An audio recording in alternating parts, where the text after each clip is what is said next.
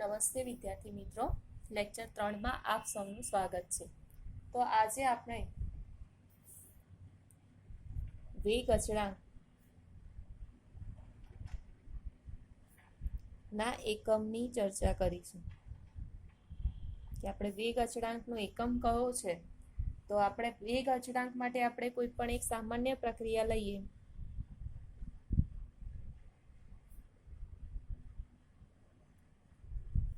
કે એ અને બી પ્રક્રિયા છે, એમાંથી સી અને ડી બને છે. એનો તત્વીય યોગમિતીય ગુણાંક સ્મોલ એ, બીનો તત્વ યોગમિતીય ગુણાંક સ્મોલ બી, સીનો તત્વ યોગમિતીય ગુણાંક સ્મોલ સી અને ડીનો તત્વ યોગમિતીય સ્મોલ ડી જોવા મળે છે. હવે આ એક પ્રક્રિયા આપી છે. હવે આ પ્રક્રિયાનો જ્યારે આપણે સામાન્ય વેગ જોઈએ છે તો પ્રક્રિયાનો વેગ શોધવો હોય તો આપણને ખબર છે કે પ્રક્રિયાનો વેગ એ પ્રક્રિયકોની સાંદ્રતાના સમપ્રમાણમાં હોય છે. જે આપણે x + y = n આપણે પ્રક્રિયા ક્રમ તરીકે અહીંયા લેવામાં આવે છે, કારણ કે પ્રક્રિયકોની સાંદ્રતાના ઘાતાંકના સરવાળાને આપણે પ્રક્રિયા ક્રમ તરીકે અહીંયા ઓળખવામાં આવે છે. હવે આપણે વેગ અચળાંક શોધવો છે, એટલે કે k ને આપણે કરતા બનાવીએ તો k બરાબર વેગ અપોન a ની x ઘાત b ની y ઘાત. હવે વેગ એટલે આપણને ખબર છે કે સાંદ્રતા અપોન સમય, અને એ અને બી શું છે તો એ પણ પ્રક્રિયક છે અને એ પણ આપણને સાંદ્રતા મળશે. અહીંયા આપણે લઈએ કે એ અને બી બંનેની સાંદ્રતા કેવી છે? સમાન છે. તો બંનેની સાંદ્રતા સમાન હોય તો સાંદ્રતાની x + y = n. તો આપણે અહીંયા n લઈએ છીએ. તો સાંદ્રતાનો આપણને ખબર છે કે સાંદ્રતાનો SI એકમ શું થાય? તો સાંદ્રતાનો SI એકમ મોલ પર લીટર એટલે કે મોલ ઇન્વર્સ હોય છે. તો મોલ ઇન્વર્સ આપણે અહીંયા લખીએ તો સાંદ્રતા અપોન સમય.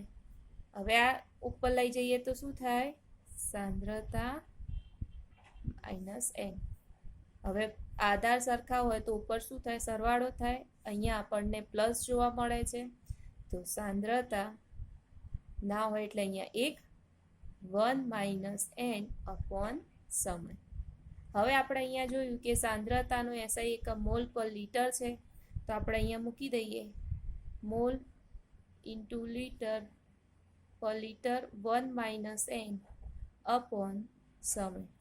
સમય આપણે સેકન્ડમાં લઈએ છીએ, તો સેકન્ડમાં લઈશું તો અહીંયા શું થઈ જશે? Mall litre 1 - n upon second. તો આ જે એકમ થયો એ n ક્રમની પ્રક્રિયા જ્યારે આપણને જોવા મળે તો nની પ્રક્રિયાનો વેગ અચળાંક આપણને થશે. હવે આપણે જોઈએ કે 0 ક્રમની પ્રક્રિયા હોય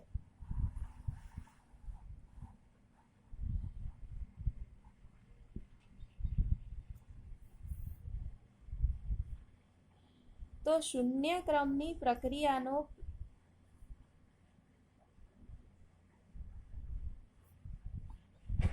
વેગ અચળાંકના એકમ આપણને MCQમાં પૂછાતા હોય છે, એટલે આપણે આ ધ્યાન રાખવાનું. તો આપણે અત્યારે શું થયું કે n ક્રમની પ્રક્રિયા માટે mall upon L 1 - n upon second. હવે અહીંયા કયા ક્રમની છે? 0 ક્રમની. એટલે 0 ક્રમની હોય તો પ્રક્રિયા ક્રમ અહીંયા કેટલો થાય? n બરાબર 0. તો આપણે અહીંયા કિંમત મૂકી દઈએ કે મોલ પર લીટર 1 - 0 અપોન સેકન્ડ. તો શું થઈ જાય અહીંયા? Mall upon litre into second, એટલે કે mall litre inverse second inverse આપણને અહીંયા જોવા મળતું હોય છે. હવે આપણે પ્રથમ ક્રમની પ્રક્રિયાનો જોઈએ.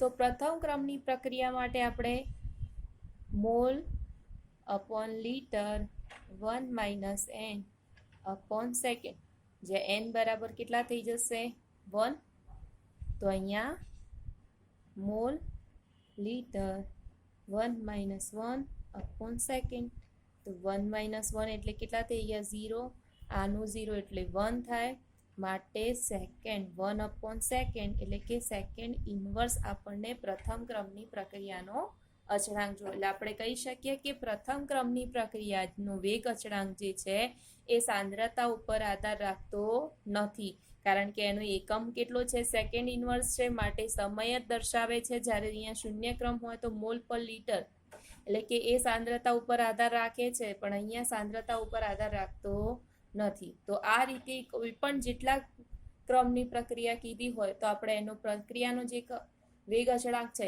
એ વેગ અચળાંકનો એકમ આપણે આ રીતે શોધી શકીએ છીએ, અને આ એમસીક્યુમાં આપણને પૂછાતું હોય છે. એવી રીતે આપણે દ્વિતીય ક્રમ છે, તૃતીય ક્રમ છે, જો આપણને કીધું હોય કે દ્વિતીય ક્રમની પ્રક્રિયા હોય, એક ઉદાહરણ આપી દઉં તો દ્વિતીય ક્રમની પ્રક્રિયા હોય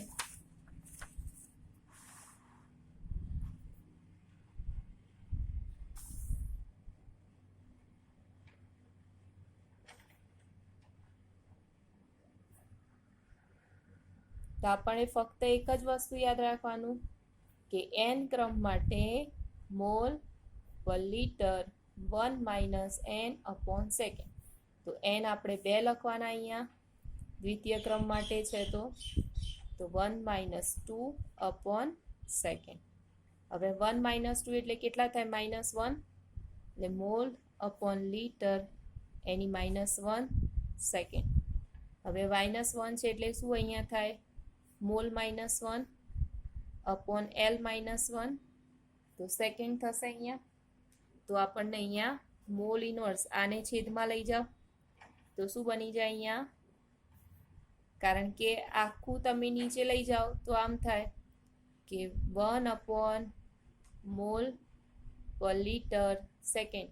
હવે મોલને ઉપર લઈ જાઓ તો મોલ ઇનવર્સ થશે, લીટર તો આપણે ઉપર જ છે, છેદના છેદ અંશ એટલે લીટર થઈ જશે, અથવા તો આને નીચે લઈ જાઓ તો mall inverse litre second inverse. આપણને આ રીતે સૂત્ર અહીંયા જોવા મળશે. તો આ છે આપણું દ્વિતીય ક્રમની પ્રક્રિયા. હવે આપણે મેઇન થિયરી ભણવાની છે કે જે આઈએમપી પરીક્ષામાં પૂછાવાની છે.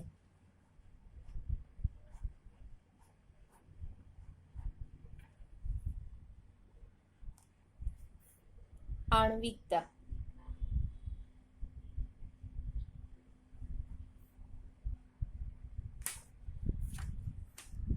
તો આણ્વિકતા કોને કહેવાય?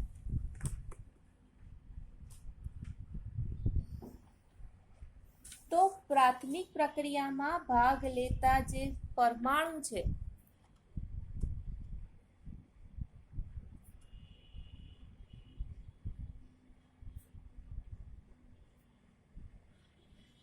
લેતા સ્પીસીઝ હોય, અથવા તો એને આપણે અણુ, આયન હોઈ શકે, પરમાણુ પણ હોઈ શકે. તો આવા ભાગ લેતા જે સ્પીસીઝ પરમાણુઓની જે સંખ્યા છે કે જે એક સાથે અથડાઈને એટલે એકબીજાને સાથે શું કરે છે અથડાય છે, અને અથડાઈને પ્રક્રિયા પૂર્ણ કરે છે, પ્રક્રિયાને પૂર્ણ કરવામાં આવે તો તેને આણ્વિકતા કહેવાય છે. હવે એક જ પ્રક્રિયા કરતી હોય એટલે કે એક જ પ્રક્રિયામાં સ્પીસીસ કેટલી થાય કે કોઈ એક પ્રક્રિયા છે એમાં એક જ અણુ જોવા મળે, એક જ સ્પીસીસ જોવા મળે, જે પ્રક્રિયામાં એક જ સ્પીસીસ જોવા મળે તો તેને એક આણ્વીય પ્રક્રિયા તરીકે ઓળખવામાં આવે છે.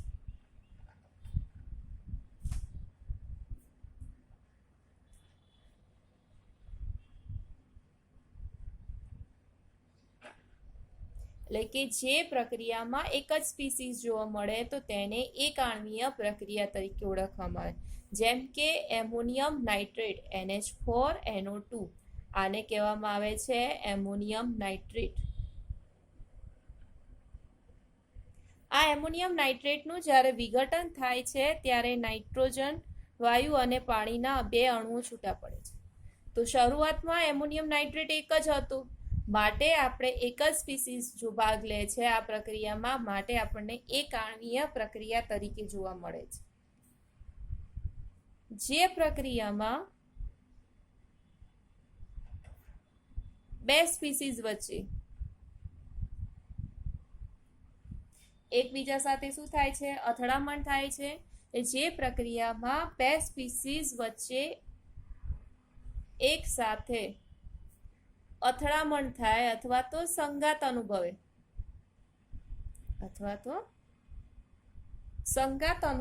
એટલે કે સંઘાત સમાવિષ્ટ થાય. 2 પ્રક્રિયાઓમાં 2 સ્પીસીસ વચ્ચે ને અથડામણ થાય અથવા તો સંઘાત સમિષ્ટ થાય, એટલે કે સંઘાત એટલે અથડામણ જ જેવું છે તો જોવા મળે, એટલે કે અથડામણ જોવા મળે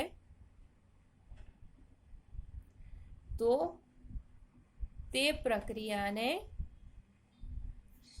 દ્વિઆણ્વીય પ્રક્રિયા તરીકે ઓળખવામાં આવે છે.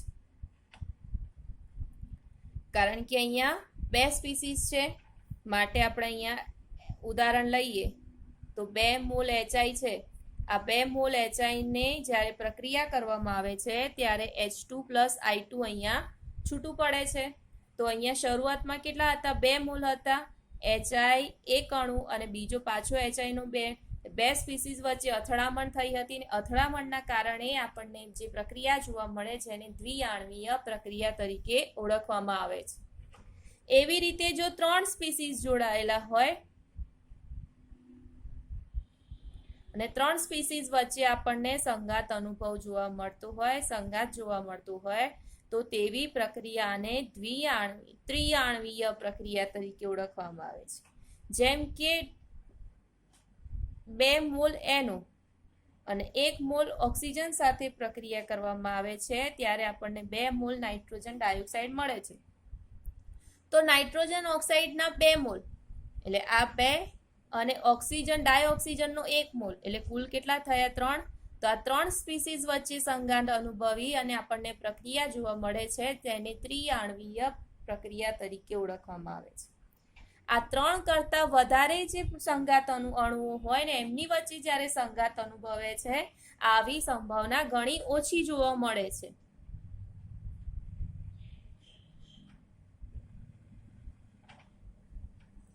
માટે એમ કે આપણે એક આણ્વીય પ્રક્રિયા હોય, દ્વિઆણ્વીય પ્રક્રિયા હોય આપણને વધારે જોવા મળે, પણ જ્યારે 3 સ્પીસીસ અથવા તો 3 કરતા જ્યારે વધારે પ્રક્રિયાઓ આપણને જ્યારે સંઘાત અનુભવે તો એ પ્રક્રિયાઓ ઘણી ઓછી હોય છે અને આ પ્રક્રિયાઓ ઘણી ધીમી પણ હોય છે.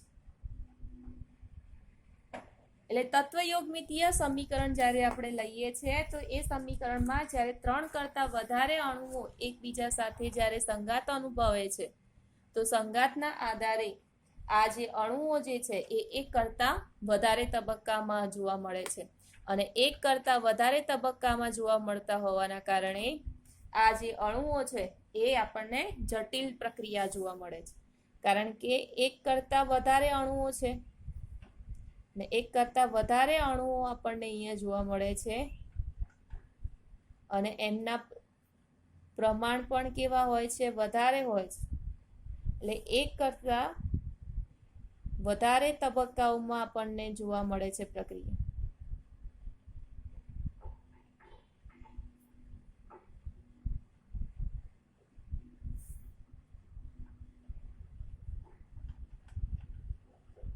મળે છે. જેમ કે આપણે ઉદાહરણ લઈએ કે પોટેશિયમ ક્લોરેટ KClO3 એની 6 મોલ FeSO4 અને 3 મોલ H2SO4 સાથે જ્યારે પ્રક્રિયા કરવામાં આવે છે ત્યારે KCl Fe2SO4 થ્વાઇસના 3 મોલ અને 3 મોલ આપણને પાણીના મળે છે. તો આ જે પ્રક્રિયા છે કે જેમાં જોવા જઈએ તો 1, 6 ને 3 એટલે 1 + 6 + 3 એટલે કે કુલ 10 આપણને પ્રક્રિયાનો ક્રમ જોવા મળે કે ભાઈ તત્વયોગમિતીય પ્રમાણે જો હોય તો એ 10 આપણને ક્રમ જોવા મળતો હશે. પરંતુ આ જે પ્રક્રિયા જે છે એ ખરેખર દ્વિતીય ક્રમની પ્રક્રિયા છે.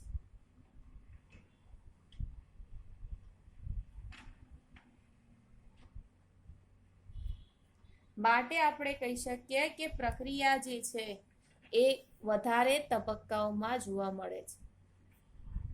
કારણ કે દ્વિતીય ક્રમની પ્રક્રિયા છે, અહીંયા 10 અણુઓ છે એટલે આપણને એમ કહેશે કે 10 પ્રક્રિયાનો ક્રમ હશે. પરંતુ આ પ્રક્રિયા દ્વિતીય ક્રમની જોવા મળે છે. એના આધારે નક્કી થાય છે કે આ જે પ્રક્રિયામાં વધારે તબક્કામાં થતી જ હશે. હવે આ થયું આપણે આણ્વિક. હવે આપણને અહીંયા એક ક્વેશ્ચન ઊભો થાય કે આ જે પ્રક્રિયા કે જ્યારે આપણને એક કરતાં વધારે તબક્કાઓમાં થતી હોય તો આપણે એમાં કઈ રીતે નક્કી કરી શકીએ કે આ પ્રક્રિયા એમ કે નક્કી કરશે કે આ દ્વિતીય ક્રમની પ્રક્રિયા છે? તો જ્યારે એક કરતાં વધારે પ્રક્રિયાઓ વધારે તબક્કાઓમાં જોવા મળતી હોય એમાં સૌથી ધીમો તબક્કો કયો? પણ ધીમો. એટલે કે સૌથી જે ધીમો તબક્કો હશે એ વેગ નિર્ણાયક તબક્કો હશે. એટલે કે જ્યારે આવી એક કરતાં વધારે તબક્કામાં થતી હોય તેવી પ્રક્રિયાઓમાં જ્યારે પ્રક્રિયાનો જે વેગ છે એ સૌથી જે ધીમો તબક્કો હોય એ સૌથી ધીમા તબક્કાનો જે પ્રક્રિયા વેગ છે એ પ્રક્રિયા વેગ જે સૌથી ધીમો તબક્કો હશે એનો પ્રક્રિયાનો વેગ એ વેગ નિર્ણાયક તબક્કો તરીકે આપણે એને ઓળખવામાં આવશે. જેમ કે આપણે ઉદાહરણ લઈએ કે હાઇડ્રોજન પેરોક્સાઇડ છે. આ હાઇડ્રોજન પેરોક્સાઇડનું જે વિઘટન છે એ આલ્કલાઇન માધ્યમમાં આપણે કરવામાં આવે છે. અને આલ્કલાઇન માધ્યમમાં એનું આયોડાઇડ આયન વડે એને ઉદ્દીપક કરવામાં આવે છે ત્યારે આપણને 2 મોલ H2O અને આપણને O2 મળે છે. એટલે આપણે શરૂઆતમાં આપણે 2 મોલ હાઇડ્રોજન પેરોક્સાઇડના લઈએ છીએ. તો આ જે પ્રક્રિયા છે આ પ્રક્રિયાનું જો વેગ સમીકરણ લખવામાં આવે તો -DH2O2 dt તો K H2O2 I-. હવે આ બંનેની સાપેક્ષે જોવા જાઓ તો આ પ્રક્રિયા બંને એટલે કે H2O2 અને I2 ના સંદર્ભમાં આપણને પ્રથમ ક્રમની જોવા મળે છે.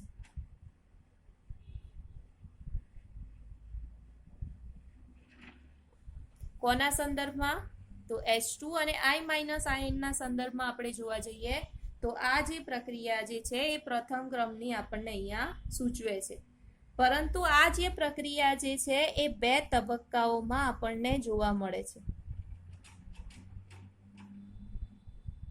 હવે કયા કયા 2 તબક્કાઓ જોવા મળે છે? તો તબક્કો જે એક છે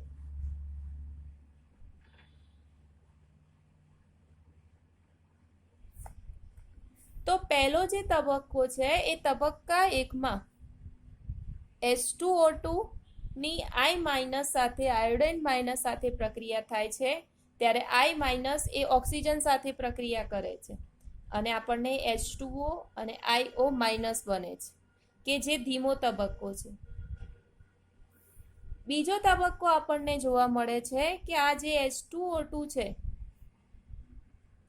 એ ફરીથી આ જે IO- છે એની સાથે પ્રક્રિયા કરે છે અને આપણને H2O I- અને O2 જોવા મળે છે કે જે આપણને ઝડપી જોવા મળે છે. બંને જે પ્રક્રિયાઓમાં અહીંયા પણ 1 અને 2 એટલે કે દ્વિઆણ્વીય પ્રક્રિયા છે, આ પણ 1 અને 2 એટલે દ્વિઆણ્વીય પ્રક્રિયા છે. એટલે બંને દ્વિઆણ્વીય પ્રક્રિયાઓ છે અને આ પ્રક્રિયામાં જુઓ તો IO- એને આપણે સરવાળો મારીએ તો અહીંયા IO- અહીંયા ઉડી જાય. H2O એટલે કે 2 મોલ H2O2 1 અને 2 એટલે કે 2 H2O2 O I- અને O2 આપણને અહીંયા જોવા મળે. એમાં I- અહીંયા ઉડી જાય એટલે કે 2H2O માં H2O અને O2 અહીંયા જોવા મળે. એટલે કે આઈઓ માઇનસ જે છે એ સ્પીસીઝને મધ્યવર્તી કહે છે, કારણ કે બંને પ્રક્રિયાઓ દરમિયાન બને છે. પરંતુ આ જે પ્રક્રિયા છે એ સંતુલિત સમીકરણમાં આપણને આઈઓ માઇનસ જોવા મળતું નથી, કારણ કે બેલેન્સ કરેલા આ ઉડી જાય એટલે આપણને આયોડિન અહીંયા જોવા મળશે, આયોડિન સાથે પ્રક્રિયા ત્યારે આપણને અહીંયા જોવા મળતું હોય છે આ બેમાં. એટલે કે આ જે પ્રક્રિયા છે એ એકંદરે સંતુલિત સમીકરણ જ્યારે કરીએ છીએ એમાં આપણને આઈઓ માઇનસ જોવા મળતું નથી. માટે આપણે અહીંયા નક્કી કરીએ છીએ કે જે તબક્કો સૌથી ધીમો તબક્કો હોય, એટલે કે પ્રથમ તબક્કો એ આપણને ધીમો છે અને ધીમો તબક્કો હોવાના કારણે એને આપણે વેગ નિર્ણાયક તબક્કો તરીકે ઓળખવામાં આવે છે.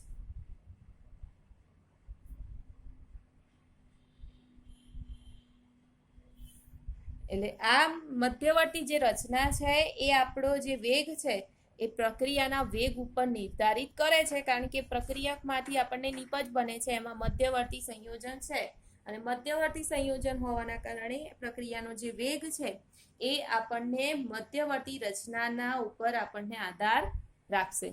એટલે આ અલગથી ક્વેશ્ચન પૂછાય કે પ્રક્રિયાનો જે વેગ છે એ કોના ઉપર આધાર રાખે છે, કઈ પ્રક્રિયા છે કોના, જ્યારે એક કરતાં વધારે તબક્કામાં હોય ત્યારે એક કરતાં વધારે તબક્કામાં હોય એમાં સૌથી જે ધીમો તબક્કો હોય એ આપણે વેગ નિર્ણાયક તબક્કા તરીકે ઓળખવામાં આવે છે અને એના આધારે પ્રક્રિયાનો જે ક્રમ છે એ આપણે અહીંયા નક્કી કરીએ છીએ. હવે આપણે લઈએ કોયડો નંબર 4.3.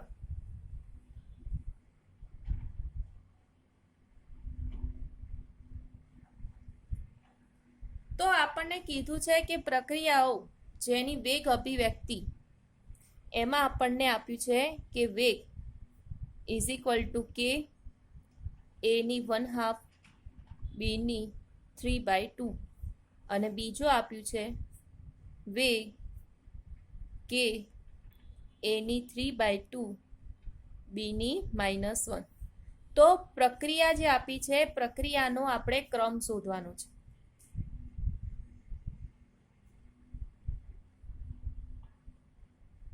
બરાબર, તો આપણને એટલું યાદ છે કે પ્રક્રિયાનો ક્રમ એટલે પ્રક્રિયકોની સાંદ્રતાનો ઘાતના, જે સક્રિયકોની જે સાંદ્રતા છે સાંદ્રતાના ઘાતાંકનો સરવાળો જોવા મળે છે, એટલે કે x + y જોવા મળે છે. ક્યારે x + y જોવા મળે કે જ્યારે વેગ ઇઝ ઇક્વલ ટુ કે a ની x ઘાત અને b ની y ઘાત હોય.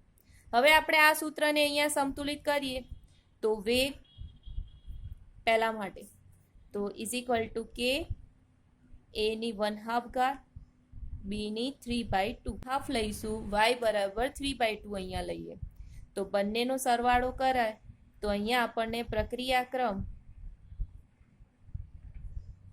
1/2 + 3/2 એટલે આધાર સરખા છે એટલે સરવાળો થશે ઉપર 1 + 3 એટલે કે 4/2 એટલે કે 4 2 2 4 એટલે કે આપણને 2 જોવા મળે, એટલે કે દ્વિતીય ક્રમની અહીંયા આપણને જોવા મળે છે.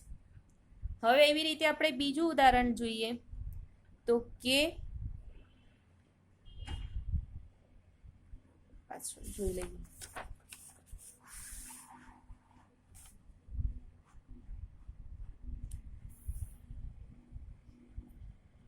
b ઇઝ ઇક્વલ ટુ વેગ ઇઝ ઇક્વલ ટુ કે a ની 3/2 b ની -1 એટલે x બરાબર આપણે 3/2 લઈશું, b બરાબર -1 લઈશું. તો આપણે પ્રક્રિયાક્રમ 3/2 -1 કારણ કે પ્લસ -1 થશે. હવે 3/2 પ્લસ માઇનસ એટલે -1 અપોન નથી એટલે 1 થશે. હવે નીચે લસા લઈશું, કેટલો આવશે 2. હવે અહીંયા 2 છે એટલે 3, અહીંયા કશું નથી એટલે ઉપર કેટલા આવશે 2 એટલે અહીંયા 2. હવે 3 માંથી 2 જાય એટલે 1 રહે, એટલે 1/2 આપણને પ્રક્રિયાક્રમ એટલે કે અડધો પ્રક્રિયાક્રમ મળશે, અડધો ક્રમ મળશે. બરાબર. હવે ઉદાહરણ નંબર આપણે કોયડા નંબર 4.4.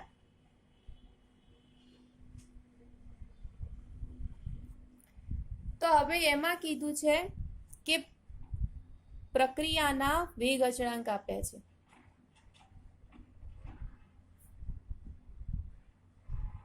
અને એના ઉપરથી પ્રક્રિયા ક્રમ કયો છે એ શોધવાનો છે. આપણે આગળ જોયું કે પ્રક્રિયાનો વેગ અચળાંક આપેલો હોય એના ઉપરથી આપણે પ્રક્રિયાનો ક્રમ નક્કી કરીએ છીએ. આપણે અહીંયા ઊંધું કરવાનું છે કે વેગ અચળાંક આપેલો છે એના ઉપરથી કયા ક્રમની પ્રક્રિયા છે આપણે અહીંયા શોધવાની છે. એમાં આપણને પહેલું આપ્યું છે કે કે બરાબર 2.3 10⁵ લીટર મોલ -1 સેકન્ડ ઇન્વર્સ. એટલે કે આપણને જે પ્રક્રિયાનો વેગ અચળાંકનો એકમ આપ્યો છે એ કયો છે તો મોલ ઇન્વર્સ, લીટર ઇન્વર્સ અને સેકન્ડ ઇન્વર્સ. તો આપણે આગળ જોયું કે પ્રક્રિયા આવું કોનો હતો તો દ્વિતીય ક્રમની પ્રક્રિયાનો હતો. હવે આપણને એમ થાય કે આ કઈ રીતે ખબર પડે છે તો આપણે કે વેગ અચળાંક મોલ લીટર 1 - n/સેકન્ડ. હવે આપણે અહીંયા જોવાનું કે લીટર મોલ -s-1 આને આપણે એમ કરી દઈએ તો મોલ 1 - n/L 1 - n/સેકન્ડ થશે. હવે સેકન્ડને ઉપર લઈ જઈએ. આ છેદનું છે એ ક્યાં જશે છેદમાં. આનું પહેલું યાદ રાખવાનું જ્યારે આવી રીતે હોય ત્યારે પહેલું અને બીજું અહીંયા હોય અને પાછું અહીંયા આપણને ત્રીજું ને ચોથું હોય તો પહેલું ચોથું યાદ રાખવાનું અને બીજું ત્રીજું યાદ રાખવાનું. તો પહેલાના સેકન્ડના નીચે કંઈ નથી એટલે 1 થશે. એટલે મોલ 1 - n થઈ જશે. આને ક્યાં જશે નીચે. હવે નીચે જાય ત્યારે આપણને શું થાય અહીંયા આવી જશે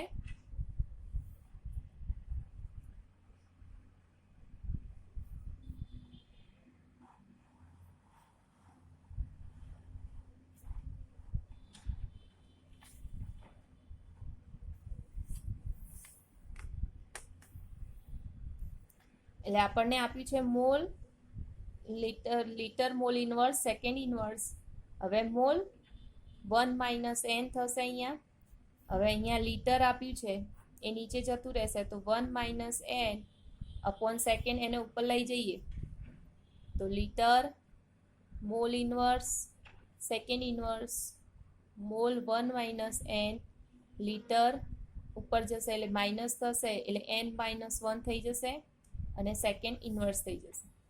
હવે આ જે સંયોજન છે એમાં મોલ ઇન્વર્સ હવે આધાર જોવાના અહીંયા -1 છે એને આપણે આ બાજુ લઈ જાઓ અથવા તો અહીંયા આ જે છે એ ક્યારે આવે તો n બરાબર હવે અહીંયા જોવાનું કે n બરાબર હું કેટલા મૂકું ત્યારે -1 આવે. તો અહીંયા આપણે 2 મૂકીએ ત્યારે આપણને l બરાબર મોલ બરાબર -1 થશે. હવે l બરાબર કેટલા 2 મૂકો તો આપણને અહીંયા મોલ 1 - 2 L 2 - 1 સેકન્ડ ઇન્વર્સ. તો અહીંયા આપણે જોઈ લો તો મોલ -1 L1 સેકન્ડ ઇન્વર્સ આવ્યું. તો આ આપણને આ રીતે ખબર કેટલા લાવવાના છે એના ઉપરથી આપણે n નક્કી કરવાનું અને એના આધારે આપણે નક્કી કરી શકીએ કે આ જે પ્રક્રિયા કે જેમાં n બરાબર આપણે 2 મૂક્યા છે માટે દ્વિતીય ક્રમની પ્રક્રિયા અહીંયા જોવા મળશે. હવે એવી રીતે બીજું એનું છે કે k બરાબર 3 × 10⁴ સેકન્ડ ઇન્વર્સ છે. સેકન્ડ ઇન્વર્સ મેં કીધું હતું તમને કે પ્રથમ ક્રમની પ્રક્રિયા જે છે એ સાંદ્રતાથી કેવી જોવા મળે છે આપણને સ્વતંત્ર જોવા મળે છે. એટલે આ એક જ પ્રક્રિયા એવી છે કે જેમાં વેગ અચળાંકનો એકમ જે છે એ આપણને સેકન્ડ ઇન્વર્સ જોવા મળે છે. તો આ પ્રક્રિયા આપણને પ્રથમ ક્રમની અહીંયા જોવા મળશે.